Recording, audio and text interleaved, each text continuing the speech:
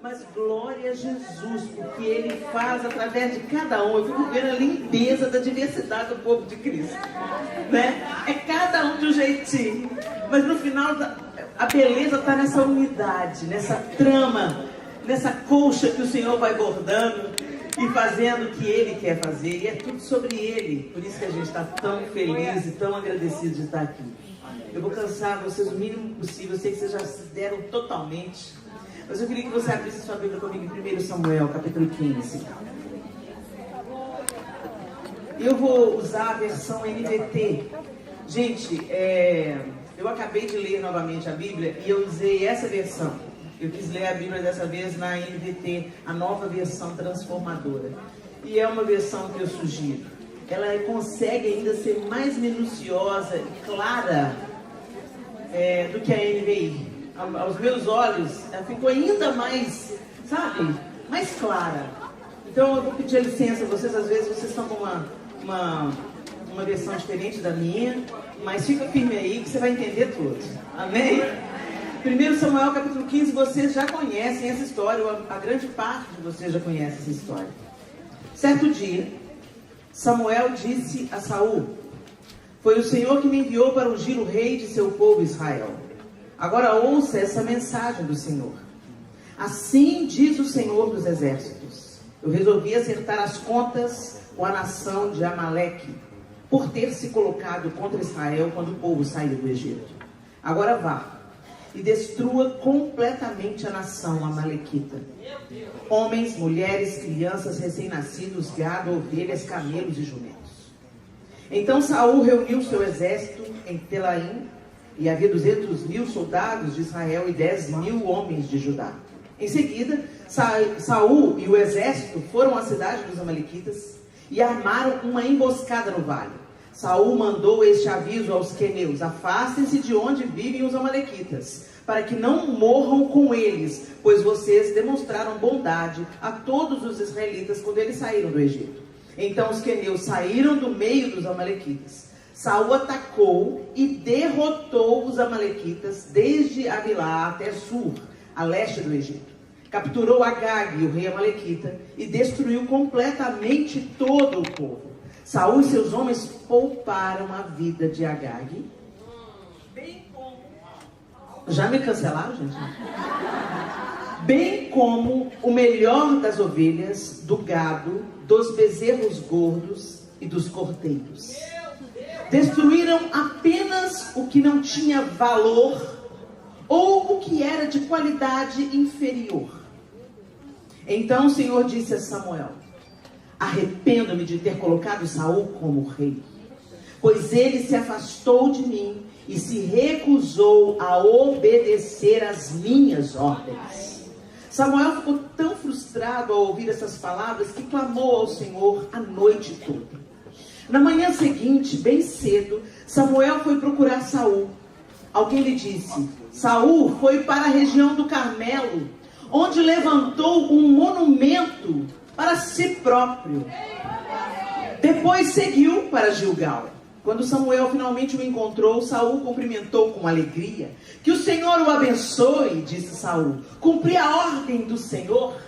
Samuel perguntou: então, o que é esse balido de ovelhas e esse mugido de bois que eu estou ouvindo?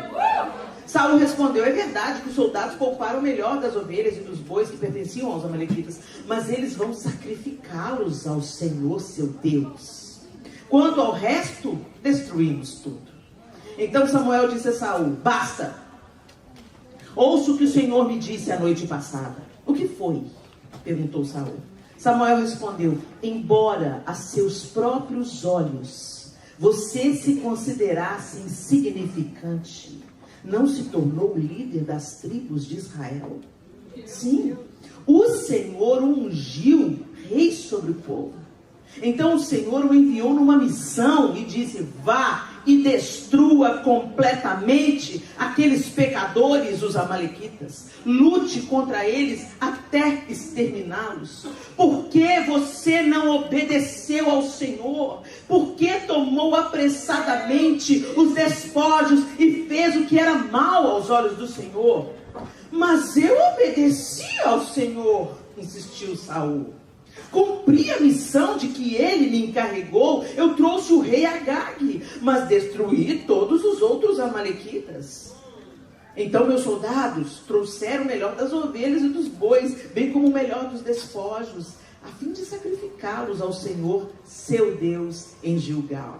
Samuel respondeu: o que agrada mais ao Senhor, holocaustos e sacrifícios ou obediência à voz dele? Ouça, a obediência é melhor que o sacrifício, e a submissão é melhor que ofertas de gordura de carneiros. A rebeldia é um pecado tão grave quanto a feitiçaria. E persistir no erro é um mal tão grave quanto adorar ídolos. Assim como você rejeitou a ordem do Senhor, ele o rejeitou como rei. Senhor, essa é a tua palavra viva, eficaz, mais cortante que uma espada de dois gumes. E nós te pedimos, ó Deus, que ela penetre no nosso coração e nos transforme para sempre, a partir de hoje, para a glória apenas do teu nome e expansão do teu reino, em nome de Jesus. Amém. Esse texto é autoexplicativo. Mas o que me chama a atenção aqui, alguns detalhes importantes. Saul, como o próprio texto diz, se considerava insignificante. Aos seus próprios olhos, ele se sentia inadequado, pequeno, rejeitado. E aí você pode pensar, olha, Saul era humilde. Deixa eu te falar. Quando você se considera pequeno, de um jeito que ninguém me ama, ninguém me quer, ninguém me chama de meu amor, eu quero te dizer, essa é a outra face da mesma moeda chamada orgulho. É você no centro. É como você se sente. Ou o orgulho se manifesta através da opinião exagerada a seu respeito. Eu sou, eu posso, eu faço, eu confio no meu talento, na força do meu braço. Deus me chamou, Deus me ungiu, me pôs por cabeça, não por causa. E o outro lado, oh céus, mas eu não sei fazer nada, eu não sei nada, eu não posso nada, oh, ninguém me percebe, ninguém me abraça, ninguém me quer. Orgulho. Não pode obedecer quem sucumbiu ao orgulho. Gente, a queda do homem começou pelo desejo de domínio e autossuficiência. Quando a mulher ouviu a serpente, ela disse, olha, o que é que Deus falou? Você vai morrer? Você comer? Exagero. Claro que não é bem assim. Você entendeu mal. Você vai se tornar conhecedora do bem e do mal. Você será como Deus. E a serpente continua financiando o mesmo projeto. Ela continua querendo fazer você ser Deus. E muitas coisas foram ditas aqui pelo Senhor na boca dos seus servos. Mas muitas vezes a gente conecta então a obediência ao nosso chamado e propósito. Deixa eu te falar, o nosso chamado é amar a Deus acima de todas as coisas e amar ao próximo como a nós mesmos. E isso começa dentro de casa. Porque amar os de fora é fácil. Você ser uma bênção no altar é fácil. Você tem o dom, Deus te deu o dom, você comunica bem, você conhece a palavra, então Deus vai te usar. Mas Ele também usa o amor.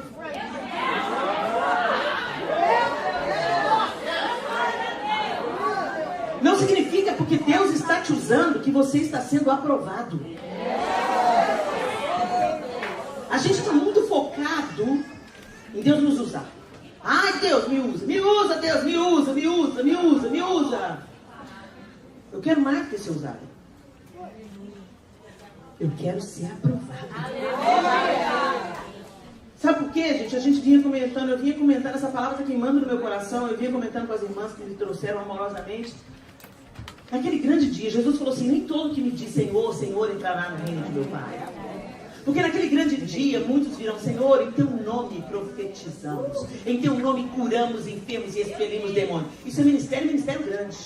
Eu nunca ressuscitei um morto, 2 demônios se submeteram a mim, em nome de Jesus. Mas não é porque eu prego, porque eu profetizo, porque os demônios estão se submetendo, que Deus está me aprovando. A obra dele será feita. E ele vai usar quem ele tiver que usar para isso. Nada vai impedir o agir e mover de Deus. Agora, dura coisa é ser usado por Deus e não ser aprovado por Deus. E Saul, Deus escolheu. O povo pediu, dá um rei. Ele escolheu Saul. E Saul se via pequeno. Ele começou se vendo pequeno, mas depois a gente também viu outro detalhe importante no texto. Cadê Saul? Ele foi erigir uma imagem a si mesmo. Gente, como a gente gosta de erigir uma estátua a nós mesmos. Que isso é misericórdia, Santo Jesus. Você está falando besteira agora. Não, gente. Sabe quando você posta aquela foto linda no Instagram? Você capricha no visual, faz aquela make, ninguém tira. Você é com cara de faxina. Você não tira selfie quando você está limpando o vaso. Agora quando você está bonita, bem na fita, você tira a foto e escreve um versículo embaixo. Eu sou pastora da Giovana. Gente, é mais sutil do que a gente espera. Você acha que o diabo é óbvio? Você acha que ele é óbvio? Não é à toa que Satanás é conhecido como pai da mentira. Ou seja, ele é o mestre do ardil.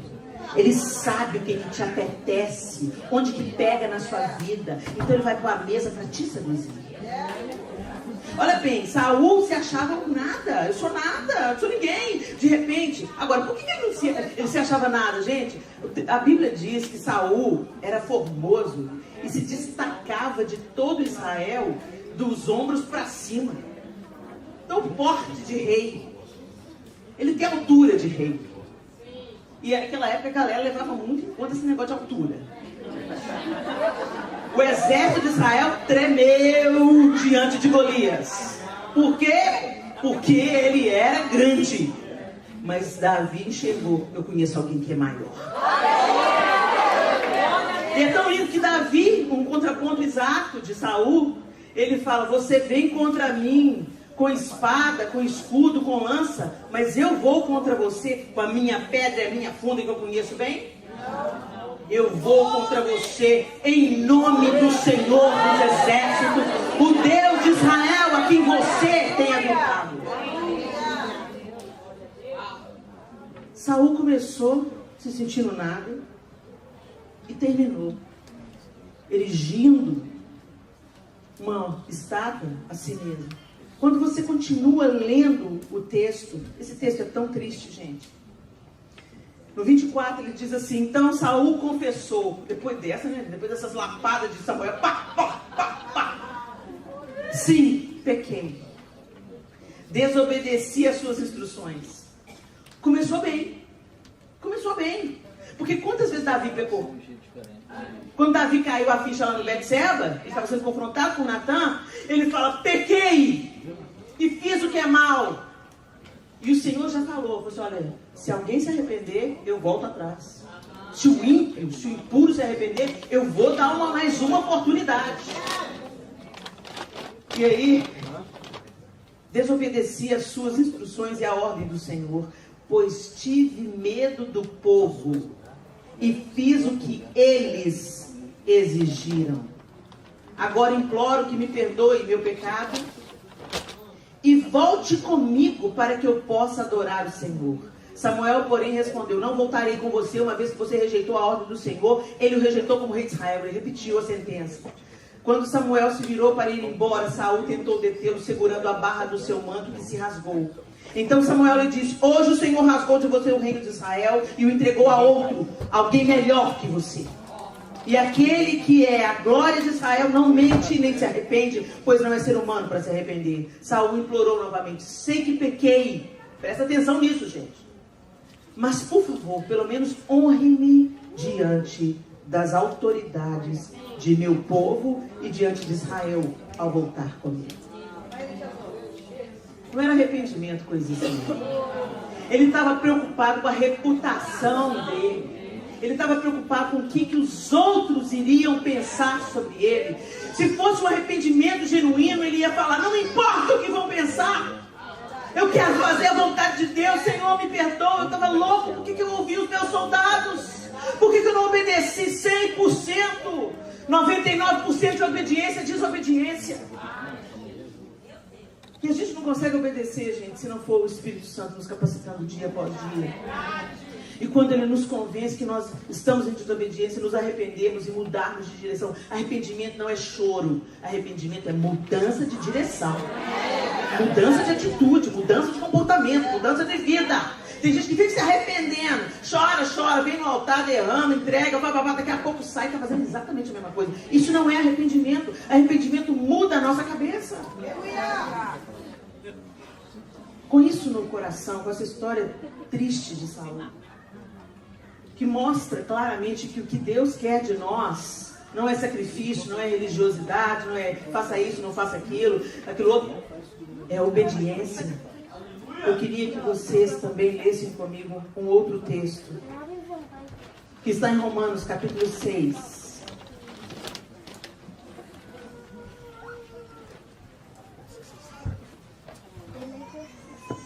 Romanos 6, nós vamos ler a partir do verso 15, que diz assim: pois bem, esse é o apóstolo Paulo instruindo a igreja em Roma.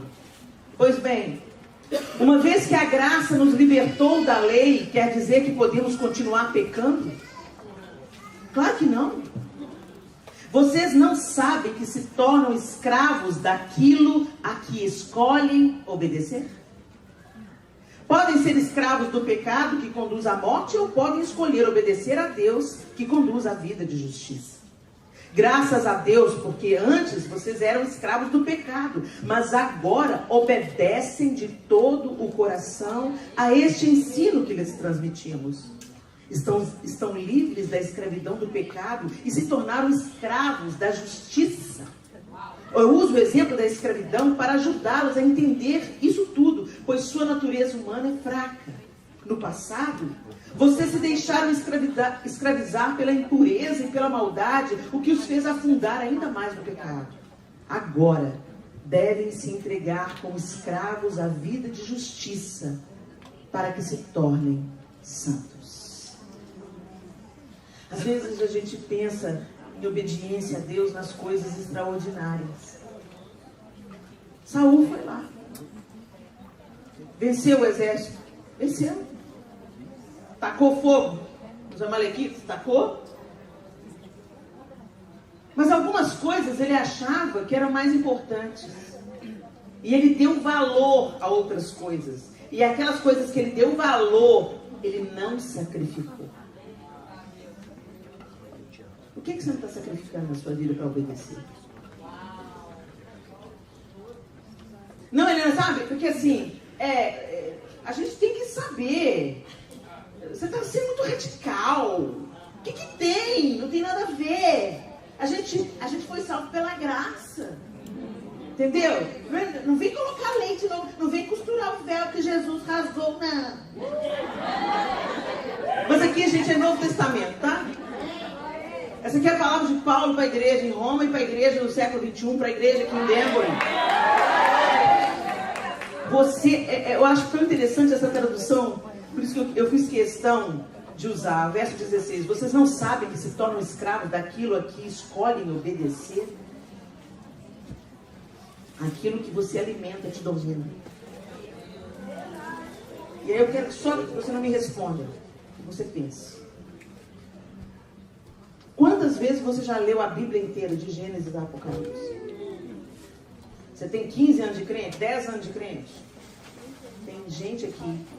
Eu já fiz essa pesquisa em várias igrejas, eu não vou constranger vocês. Numa igreja maior fica mais fácil de fazer, mas todo mundo fechar o olho, só para eu ter uma ideia.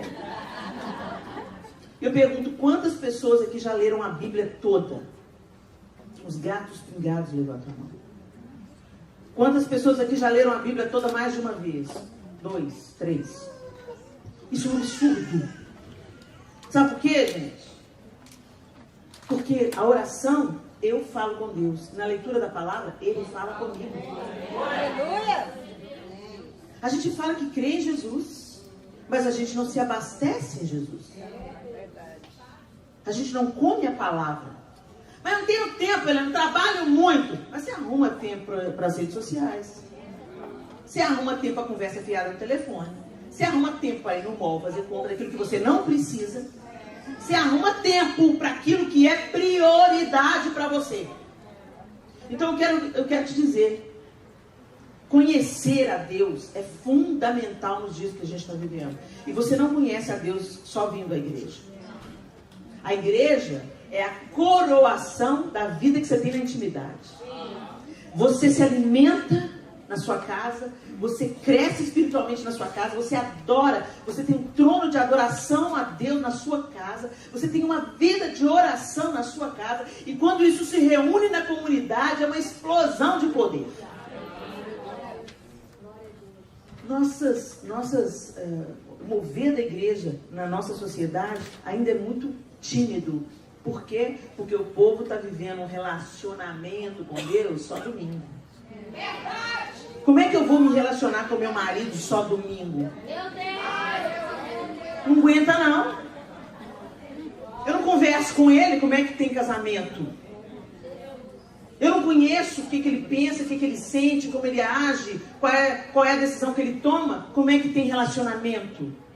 Jesus não veio fundar uma religião. Jesus Cristo não era evangélico. Jesus veio retomar, religar, reconectar, reconciliar.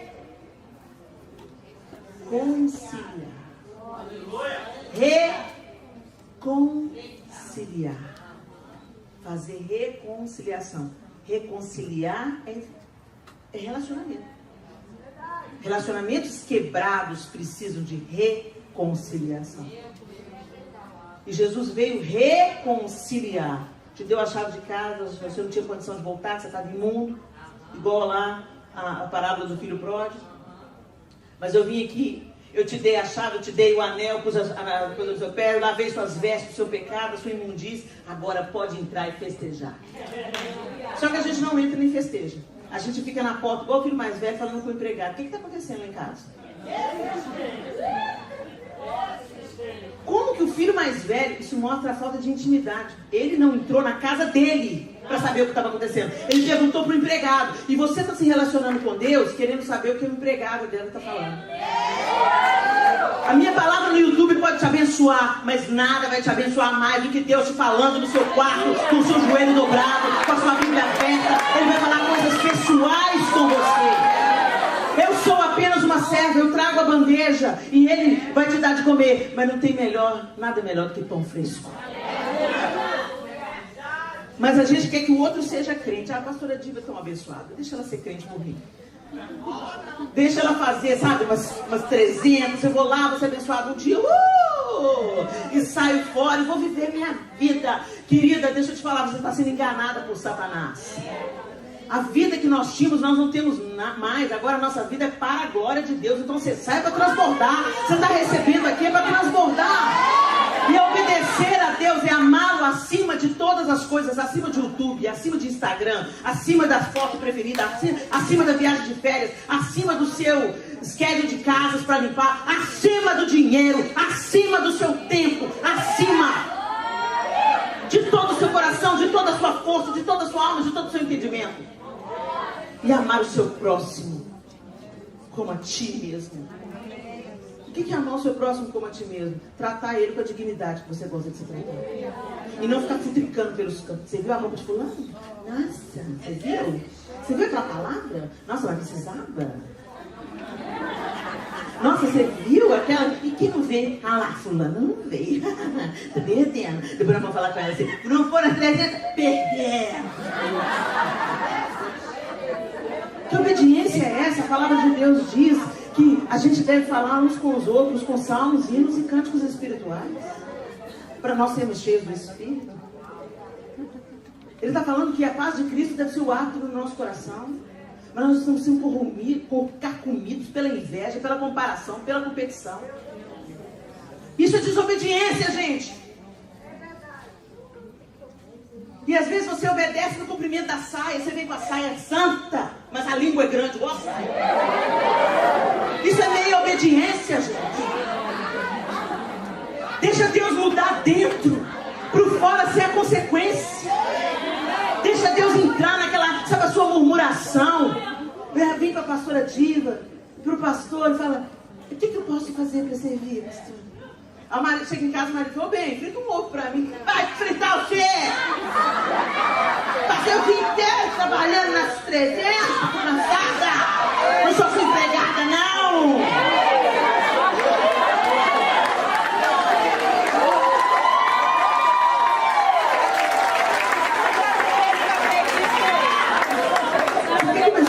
Obedecer a Deus. Começa a obedecer a Deus orando pelos seus filhos, discipulando os seus filhos. Começa a obedecer a Deus amando e honrando o seu marido. Uma mulher chegou para mim um dia e falou: Helena, como é que a gente faz quando a gente tem um chamado e o marido não entende? Que querida que não está entendendo é você. Quando Deus tem um chamado, Ele providencia tudo.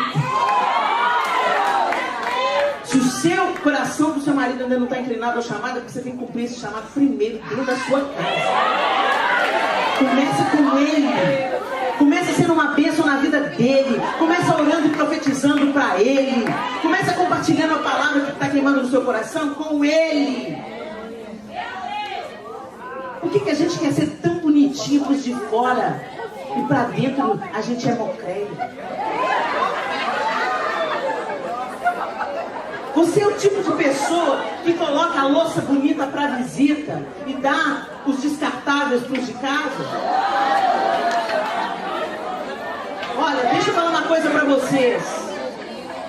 Como você trata os seus dentro da sua casa é que vai definir se você está realmente querendo caminhar em obediência diante de Deus. Nosso primeiro chamado é a nossa casa. Que a nossa obediência não seja parcial. Que a nossa rendição seja absoluta. Que aquilo que nos parece precioso aos olhos e que a gente tenta santificar, sabe? Saul tentou santificar. Ele viu as ovelhas gordas, o gado bonito, falou: como é que eu vou matar isso? Não mato não, vou fazer um... Aí quando ele foi se justificar, Samuel já foi na veia. O que é esse barulho que eu estou ouvindo? Eu trouxe para sacrificar. O interessante é que ele fala assim: eu trouxe para sacrificar ao seu Deus. Não era mais o Deus.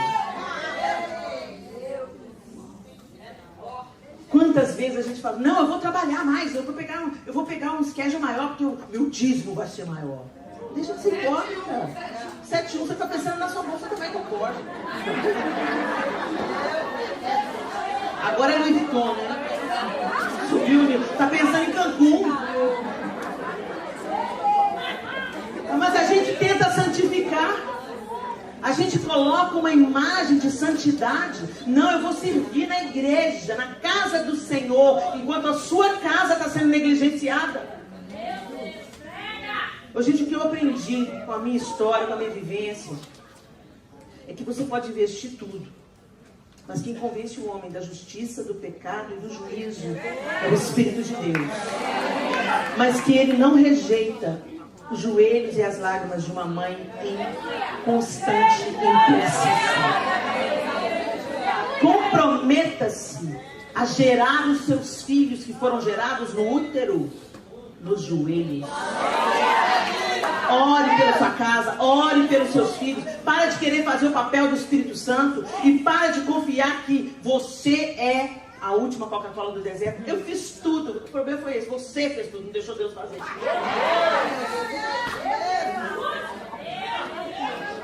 A Bíblia nos convida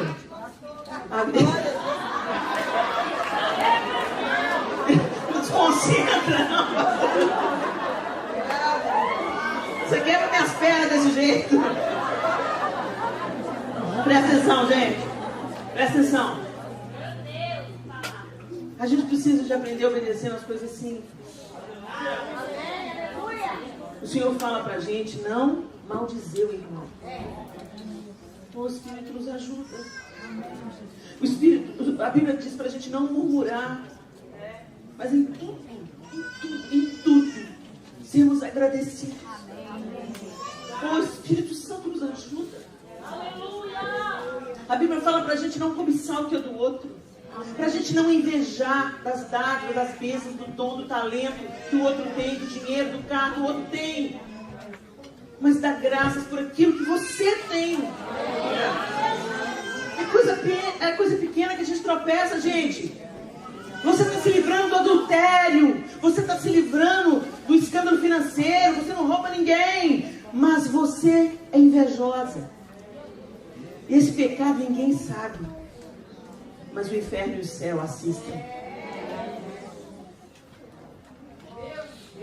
Muitas coisas que a gente não interrompe na nossa vida, porque a gente dá muito valor. Trabalho missionário precisa de dinheiro, gente. Eu não vim lá do Brasil voando nas asas do Espírito. Ele veio dentro de mim, junto comigo, me mudando, me quebrando. Mas eu ainda preciso de um avião, ainda não sou trasladada. Isso custa dinheiro. De graça receber, de graça dar. Ô, gente, vamos entender o texto. Não tira o texto de contexto para explicar a sua vivência, não. O que Jesus está falando é: você não vai vender profecia. Você não vai vender milagre. Você não vai vender o dom que eu coloquei em você. Se você está ressuscitando, é com o meu poder. Se você está expelindo demônios, é com o meu nome, é com o meu poder. Se você está profetizando, é em meu nome. Isso não se comercializa. Mas eu conheço pastores, pastora Diva, que estudaram, fizeram seminário, doutorado, pós-doutorado. Hernandes Dias Lopes é um exemplo disso. Defendeu um doutorado, o livro do doutorado, ele está lá no seminário que ele estudou, dessa grossura, muito estudo, muito livro, faculdade. Nossa, que cara essa conferência, mas ficou na noitada bebendo todas e gastou como se não houvesse amanhã, quando estava servindo a Satanás. Nós deveríamos ser o povo mais obediente no que tange a compartilhar as bênçãos que temos. Gente, eu tenho uma consciência plena. O dinheiro que eu tenho não é meu. O dinheiro que eu tenho vem da igreja. Quantas vezes eu falei isso com os meus filhos? Vou te dar dinheiro para isso não. Mamãe, para o quê? O meu dinheiro é da igreja. Eu tenho que prestar conta diante de Deus. Como é que eu gasto esse dinheiro? Mas a gente não faz conta. Sabe? A gente gasta a nossa vida, compra tudo para nós e não percebe quem está do seu lado passando necessidade. Esquecemos as viúvas e os órfãos. Que obediência é essa? O que te vale não adulterar, não roubar? Bom para você. Bom para você. Né? Ótimo para você. Que você vai se privar de muitas dores quando você obedece nisso. Mas Deus quer que você sacrifique também aquilo que você acha bonito. Aquilo que te apetece, aquilo que enche os seus olhos, aquilo que você gosta. Sua roupa bonita você guarda lá. Já não te serve, tem uma década.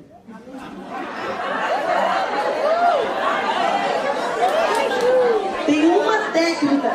Aquele terninho lindo que você usou no casamento do fulano tá lá. E a irmã está desempregada, precisando de ir no casamento, você tem a roupa. Mas você fala assim: não, eu vou emagrecer um dia, vou entrar. Deixa eu te falar, quando você emagrecer, Deus te dá outra roupa. Libera o que está no seu armário, que é para abençoar outras pessoas. Libera o que está no seu bolso, não é para acumular riqueza. Você pode ter uma vida financeira organizada, disciplinada, consciente. Gente, mas não é para a gente acumular, é para a gente compartilhar. É isso que Jesus explicou. É isso que Jesus ensinou. Ele mesmo não tinha duas túnicas, não tinha onde reclinar a cabeça. Que cristianismo é esse que a gente está vivendo? Que pensa primeiro no que a gente ganha.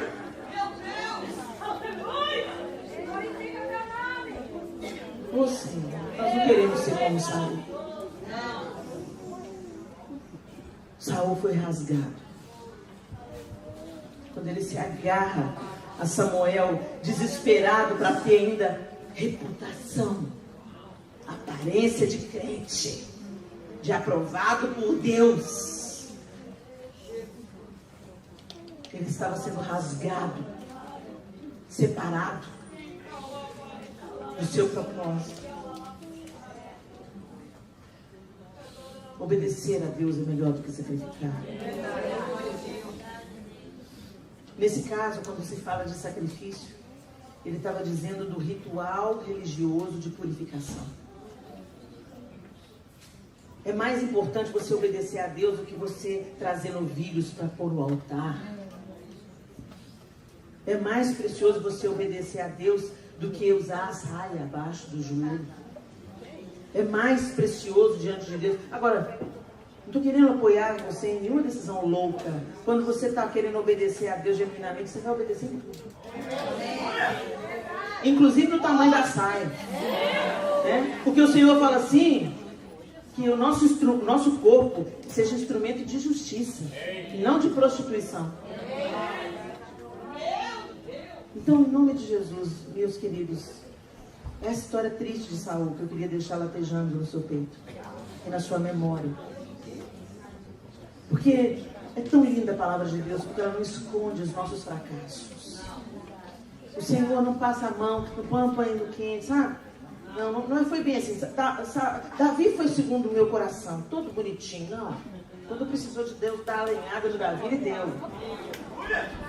E a diferença fundamental de Davi e Saul é que Davi se arrependia genuinamente e mudava de ação, de direção, de atitude, de vida. Essa era a diferença. E ele chamava de Deus o meu Deus. O Senhor é o meu pastor. Não é o pastor de Samuel. Não vou sacrificar para o seu Deus. O Deus de Davi era o Senhor. O Deus de Saul se tornou ele mesmo. Seus interesses, sua reputação. E foi assim que ele morreu em batalha. E teve o seu corpo pendurado no muro de uma cidade estrangeira, sendo zombado pelos filisteus. Que Deus tenha misericórdia de nós. Feche os seus olhos. Ô Senhor,